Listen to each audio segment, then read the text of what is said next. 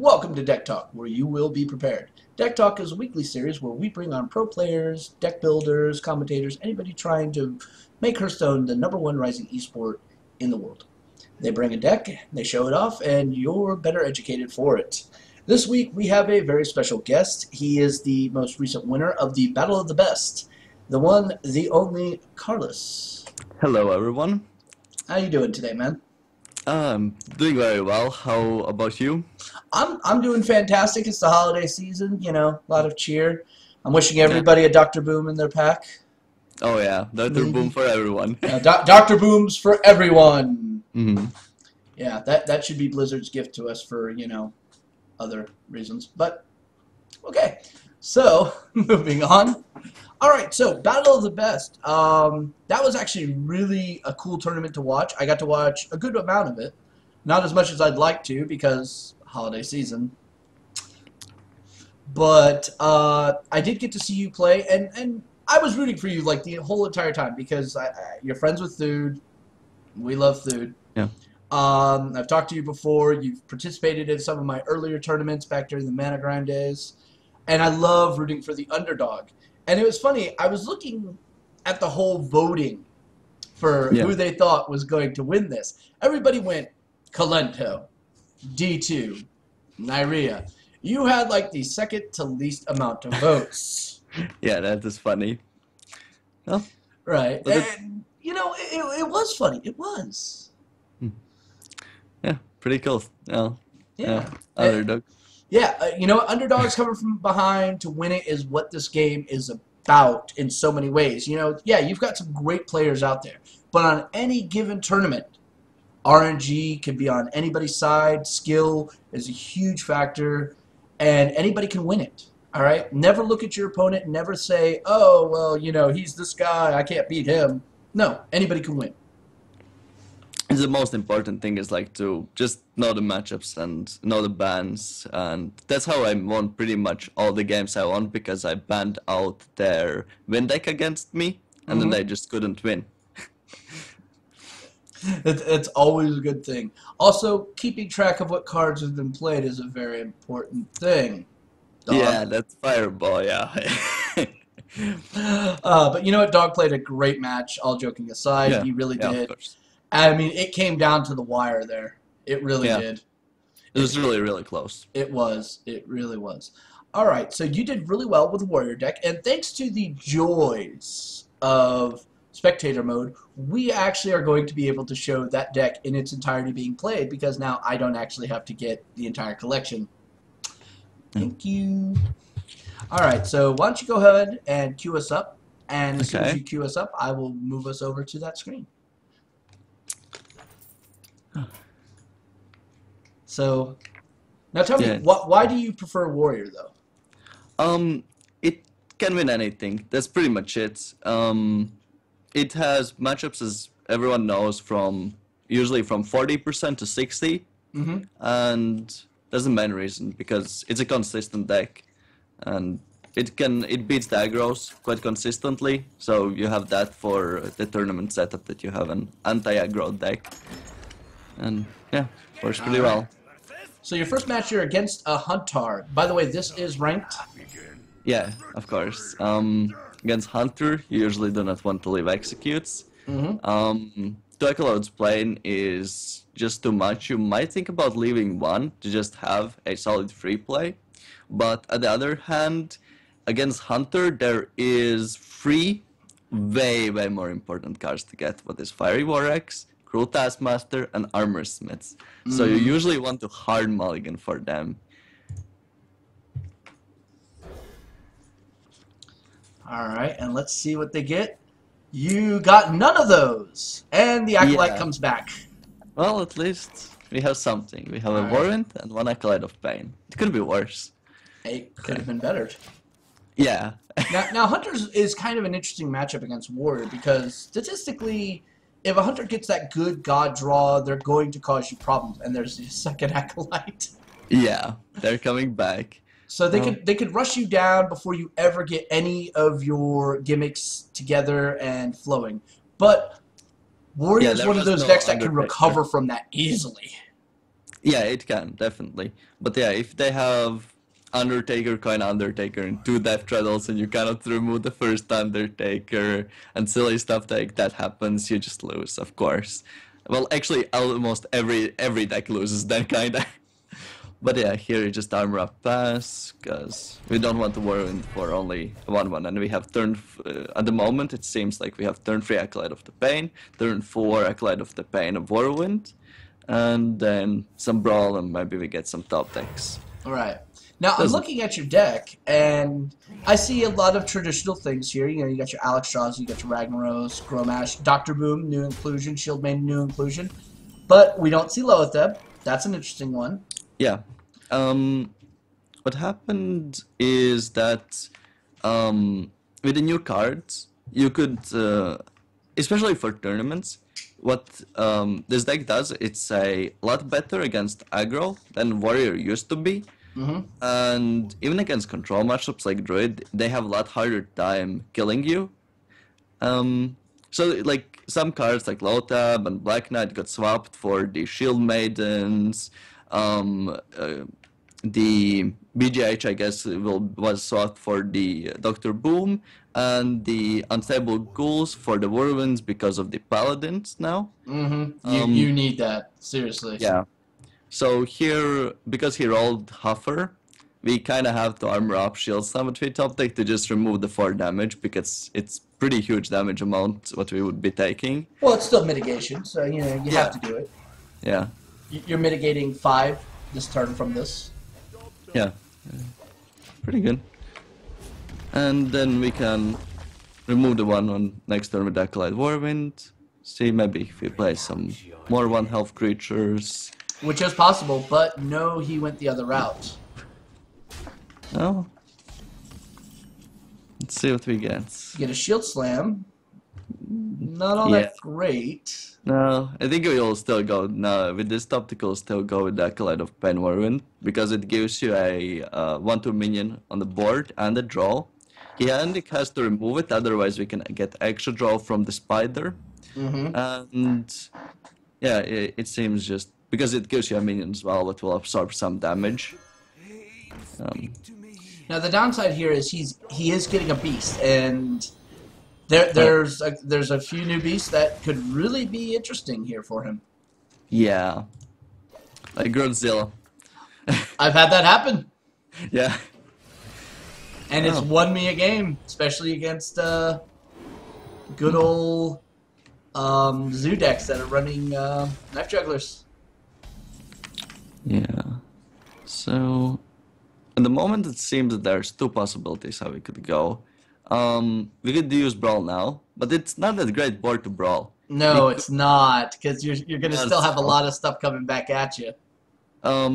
We would do Sludge Belcher, and that would most likely kill something, or proc, like the Pelted Shredder. Then we could go Brawl, and after the Brawl, turn 6, it would usually signal them that there is no more board removal coming, and, you know, because you don't expect the Baron Geddon that we can have here, and then there's a chance we will just catch him off, like with Brawl into Baron Geddon, into some big legendaries, and just roll the game from there. So I think we would just play Slash Belcher to probably, hopefully, kill the Piloted Shredder. Well, in theory, you'll knock out the Piloted Shredder and most likely break the Spider open. Yes, and that's pretty good. What do we... In theory. In theory. And... okay, so this is a way better board to Brawl now. Oh, yeah.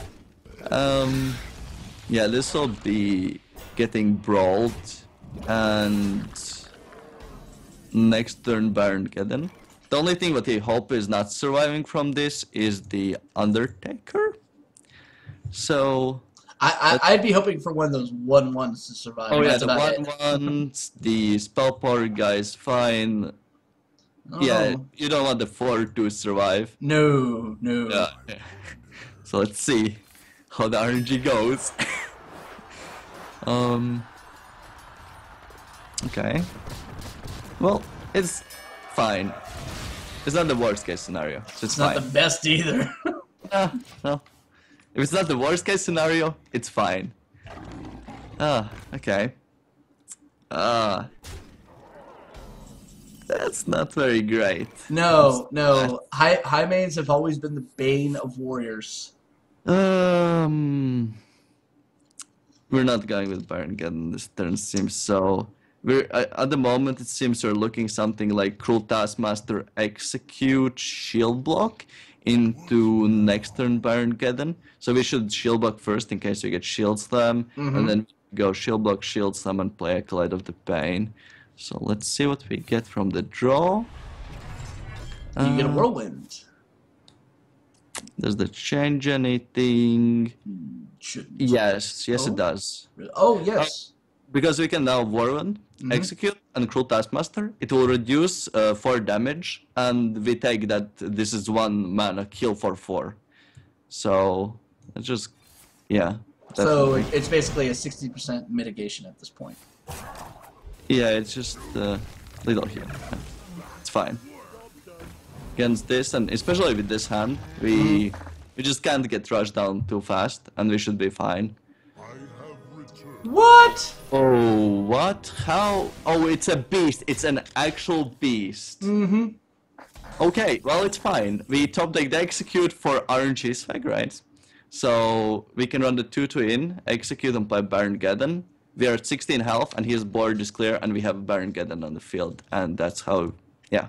This is the strongest play, it seems. Because that's how we remove the big beast as well. And now it just goes back into his deck. Yeah, hopefully he doesn't draw it anytime soon. Yeah. Now, the real fear here is you're now almost at half your life. Yeah, but it could be worse. It could be worse. No. Well, Most likely freezing trap.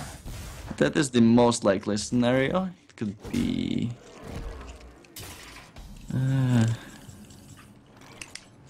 well, let's see. We should attack first anyways. Because if it's explosive, well... yeah, if it's explosive trap... oof. Actually, Yeah, no. because you're looking at that Alex Straza. Let's see. There are 2 possibilities how we can go here. We can Alexstrasza his face and turn. We go to 9 health. He needs 4 damage from hand. Beast Kill Command is lethal. He doesn't have any more animal companions because you use both. So Beast Kill Command is lethal. Arcane Golems are lethal if he plays them, but I don't doubt that he does. There could be a Leroy in his deck, but Very he possible. plays high mains.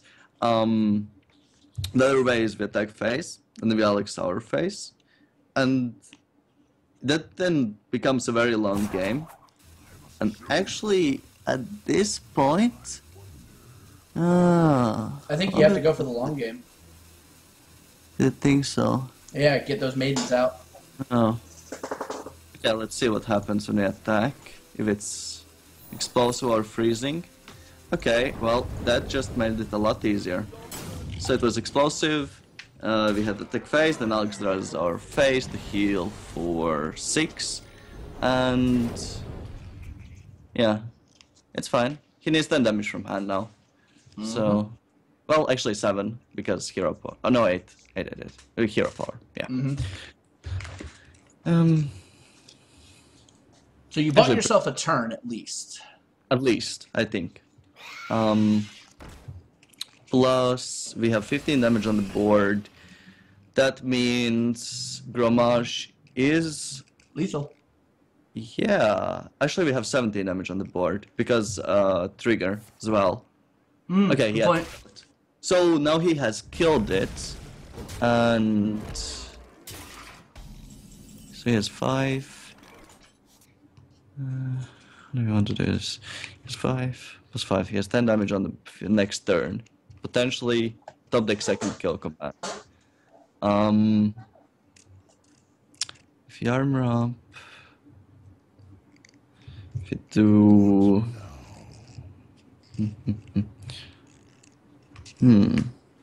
this is actually getting quite interesting. I think at this point Seems, you have to trade into that piloted shredder. seems that we run this 8-6 into for free. We play Acolyte of the Pain, Despite, attack face, armor up. Because if then he leaves the Acolyte of the Pain, this will be 14 damage, so it's 18 damage over 2 turns, and this will give the extra 1 damage. Plus, then he removes the Alexstrasza, what he will most likely do, and he will probably axe Acolyte of the Pain. So we do this. Let's see what he actually gets. Oh, that's actually not that bad, because if you look at the moment, he actually doesn't have a way to remove this. And if he can't remove the 8-2, then well, that would be lethal then. So. But that was like gotta be the last thing you wanted to see was a taunt. Well, the second kill command top deck is the only way he could have potentially lethal, and he did. You know, again, it's Hunter. No skill required, to be perfectly honest. It happens. It does happen. RNGesus loves Rexar. Oh yeah. Oh. But you also didn't get any of your shield maidens, which I think would have really helped you out in that match. Definitely. Yeah, of course, that would help out. I got 1 shield buck, but no armor smiths. Well, it was pretty below average draw, and the final, no animal companions left, 1 kill command left in the deck, getting the kill commands. Alright. Yeah. Alright, let's go spectate this next game. Polishing mana crystals. Oh, it's Alright. Hunter. Wow. And I thought the NA meta was bad. I think we'll still go with the same thing that we want. Actually, no, Whirlwind is very good as well in this. In case he has like Snake Trap. Even Snake Trap or some 1-drops. Yeah, this seems fine. Yeah. To leave like this. Because if you think about it, a lot of hunters today are running the Clockwork Gnomes, they're running Haunted Creepers, and, what's his name? Leopard Gnome. Yeah. So, very good to actually keep those. But luckily, you got the Skill Axe. Yes. Fiery Vinax. Yeah, pretty much.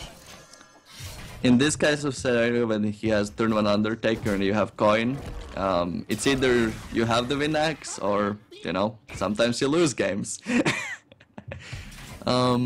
Here, I think I'll just go with Armor Smith, because it directly, like, will kill the 2-1, and if he does something like Weapon and removes it, then it takes 5 damage, and, yeah, it just seems like way better than Whirlwind thing. Most definitely. Keep the X, because you don't want X that. You want X, like Animal Companion. And if he did Animal Companion, oh, he's howling and going face. Well, the Whirlwind here will be a lot better then. So we'll just go ahead and kill the 2-1s and armor up and go 1 damage to face. See, I would have held on to that owl. I would have waited till I saw your Acolyte of Pain. Yeah, this owl, maybe his hand was quite bad. Maybe it was, actually, oh, yeah, his hand must have been pretty horrible. Alright, you know what? Normally we only do 2 games, but that one was so short, you're playing another one. Yeah, that was nothing. It was just Blackout conceding when he sees that he has purely dead hand and he will probably lose the game 99.9% against Control Warrior. Well, you normally can figure out how well you're going to do within your like first 4 turns. Yeah, especially with Hunter. That's most likely. And if he knows his deck and he does not like high meds to carry him later, then just concede. Just get a new game. No. Searching. There we go. Alright, loading her up. Shaving. No, I will not shave. Well, this will be an interesting game. It's against the Rogue. And in these matchups, you with this current hand, you want to leave the despot because it kills all the, well, it used to kill all the rogue's minions. At the moment, you might not be sure if it does, but you still leave it because it kills the SI7 agents and the Azure Drakes. You leave the Harrison Johns in case they have the turn 5 weapon, or something like that. It's really good to leave against Rogue, and Shield Slam is not that great, so I just mugging it away. Oh, 2 Death Bites and Harrison Johns. Oh, against Rogue, usually a fine hand, because you'll usually armor up early game, and then you'll just get your weapons and kill their stuff and see if you can survive. Well, Tone just changed. Like, wait, mech rogue? What? so it seems we'll armor up this turn, and next turn it might be Whirlwind, Cruel Taskmaster, Yeah. and then turn 4 Despite. Yeah, it's fine. Keep the indigestion down. Come on. Yeah, Now you have a very interesting choice here. and this is playing Acolyte of Pain is way too greedy. You want to reuse the free damage and get 2/2 minion, what contests directly the mech Roper because it will be a 2/2 after the Whirlwind.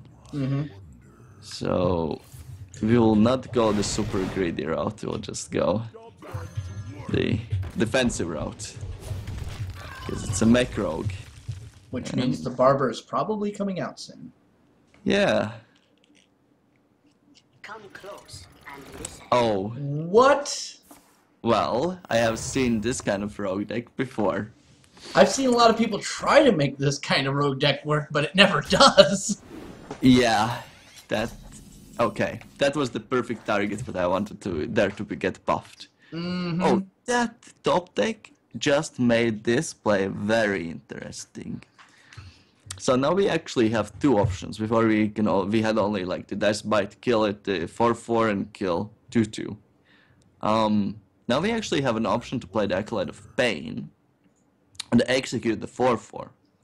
The reason for that is then we're guessing that there will not be like any more like as good target as now to execute, because this is I think it's quite great target to execute against Rogue. Right. And you get Acolyte of Pain, so you'll get some more cards, and he doesn't have at the moment free damage, so if he does something like Dagger Up and Deadly Poison next turn, that's most likely will be his whole turn, and that would be very good for us. Right. So we'll just go with Acolyte of Pain and execute and kill the 2/2.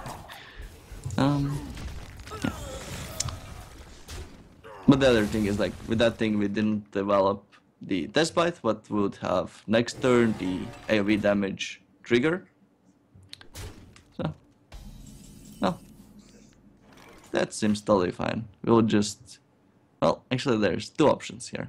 We could go the greedy route or the non-greedy route. I think you have to go greed. Greed is good. The greedy route is to equip weapon, probably to free, and want the 1 free in, but will guarantee most likely 2 draws of the Acolyte of the Pain. Non-greedy play is to reduce the damage over 2 turns by 2 and kill the Yeti now. But then the Acolyte dies as well, and there would be some damage taken, usually by the Acolyte of the Pain. So actually, the health trade would be most likely only 1. So you take 1 health for a card draw. It's better than Warlock's hero power. Oh, yeah. And if he does Dagger Up and hit it, that takes mana from him. So overall, it seems kind of at the first greedy, but overall when you look at it, it's actually pretty fine to do this play. Now he could ignore the Acolyte altogether and just, go face. Which... Yeah, but he equipped the weapon, hit it, so it absorbed 1 damage, and seems totally fine. Oh, snap, crackle, and a pop. We've got a Dr. Boom. Oh, yes. So, well, Moment, it seems as we will go ahead and kill the Yeti and play Shield Maiden because it's the most efficient way. Because next turn you can do the Sludge Belcher Armor Up, Dr. Boom, and it gives you a 5/5 minion on the board, which is pretty great. So, well, we should attack first and then play. That's always what you need to keep in mind with Warrior, that you need to attack, then play the armor gain. Oh, you can actually bounce it back if need be. Yes. If needed, I've had to do that in a few games with my Warrior deck, and it saved me. yeah. Mind you, I mostly use this with Iron Juggernaut because I love trolling people. I'm joking, that's so much fun to take the ladder. It is. Because when you queue into Priest and you go to Fatigue and you play it and they're like, that's the only card in their deck, right? Oh my gosh, that's hilarious. Oh, yeah, it seems that killing the Yeti and replaying it seems quite good to me. How about you? Oh, that seems brilliant to me. I'd do it all day long. Yeah, just kill the Yeti so it gets a free right there.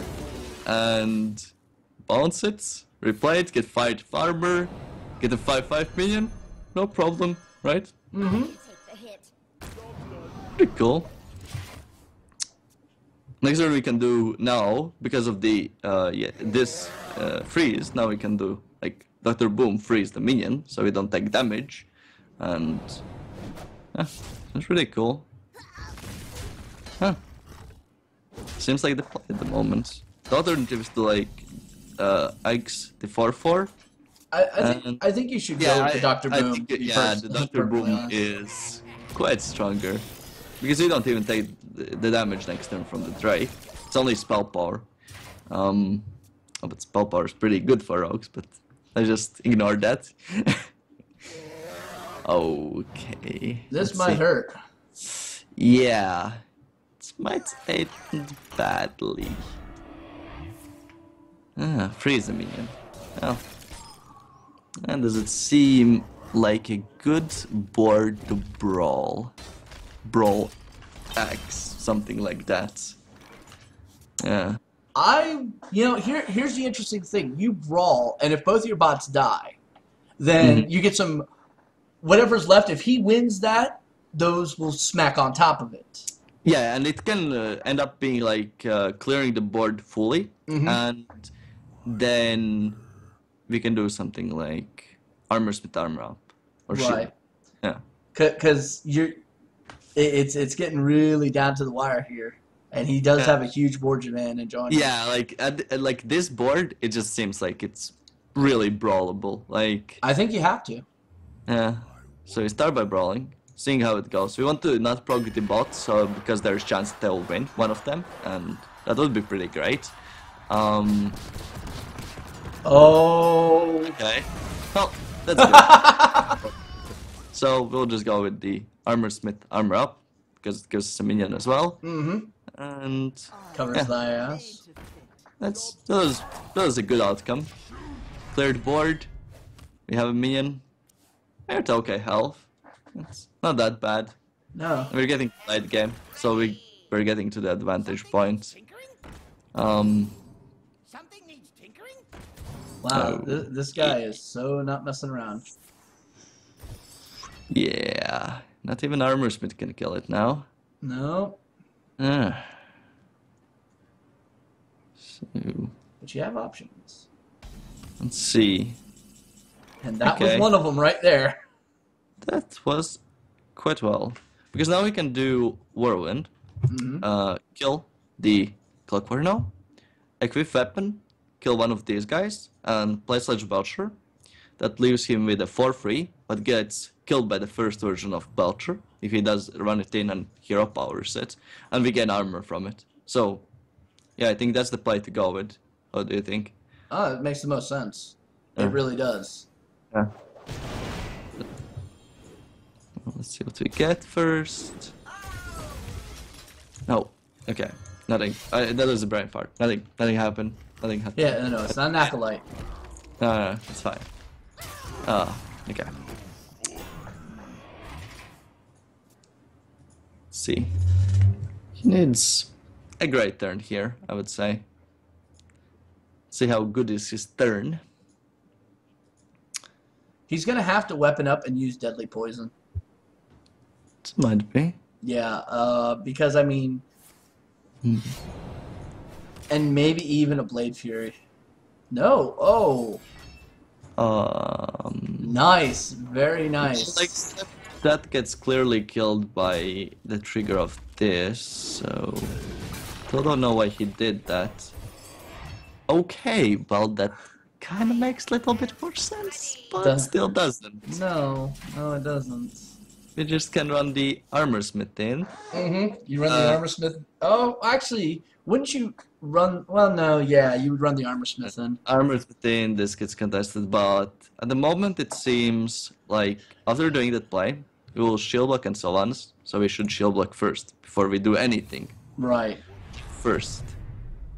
Ooh. So yeah, it seems, yeah, that's the play. Run armor smith in, hit face, and play Sylvanas. We still want to keep the Harrison just in case he has some fire off weapon, just in case, you know. Well, we have been seeing a lot of mechs, and there is that mech-centric weapon. Oh yeah, that as well. Spider tank, does whatever spider tank does. Yeah, freezing. Not a bad play on his part. No. Spare parts have really added, like, dynamic complexity to the meta. True. Well, here's two options. We could take 2 cards, but I don't think that those 2 cards are that important. Well, here's the question. How many cards do you have left in your deck? Well, 12. It would be fine. If you would take the cards, it would be totally fine. But we have seen his plays. He already used diverse rights and stuff. At this point, it just seems that playing like Ragnaros against 2 cards, against the rogue, if it hits face, it's great. If it kills the minion, it's great. And you're armoring up, so you're at 25 health. You're not going to die next turn. So And just really, the only thing that can kind of save him is Tinker's Sharp Sword Oil and another play. Which... Either way, he's still going to have to eat 8 in order for that to work. Yeah, and he's at 10 HP, so... He's under a lot of pressure. And we have a 5-5 and an 8-8 on the board. 25 damage from hand. Yeah, I don't think it's even possible for a rogue. Never say that. Then something magical happens. Okay.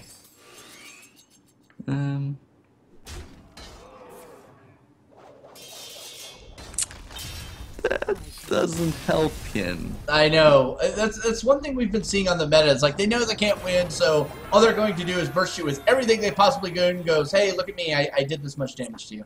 Yes. It's like Counter-Strike. Go like they're like they die and you know he's only at 10 HP, you know, I did so much damage to him. Like whole 90 damage. Yeah, funny stuff. Oh my god. Well, you know, that's the way games are sometimes. Yeah. Alright. Now we get to move on to this wonderful portion where I get to plug my guest.